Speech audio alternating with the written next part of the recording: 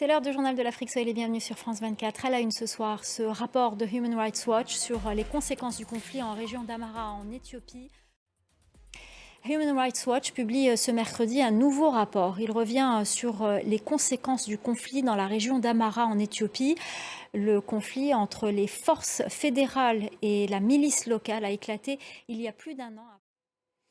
En bref, au moins 4 ressortissants chinois ont été tués mercredi en République démocratique du Congo dans une attaque lancée par des miliciens contre un site minier en Ituri, dans le nord-est du pays. Plusieurs Congolais auraient été également tués ou blessés dans cette attaque. Au Mali, plus de 20 civils ont été tués dans un village dans le centre du pays lundi. La situation tendue en Mauritanie depuis l'annonce de la réélection du président El Ghazouani.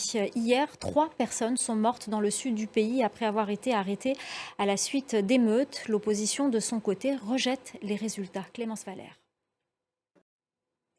En Tunisie, le président Kais Saied a donné la date de la prochaine présidentielle. Elle aura lieu le 6 octobre prochain. On ne sait pas si le chef de l'État, qui s'est octroyé les pleins pouvoirs en 2021, se porte candidat. Bilal Tarabé. Cette prestation de serment en Afrique du Sud, les 32 ministres du gouvernement d'unité nationale nommés par le président Cyril Ramaphosa ont été investis ce mercredi au Cap.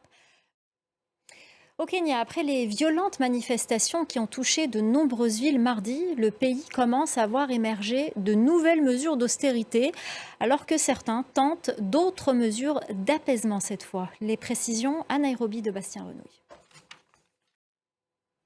Et puis toujours au Kenya, 70% des habitants des zones urbaines vivent dans des quartiers informels. Le gouvernement prévoit de construire 250 000 logements par an.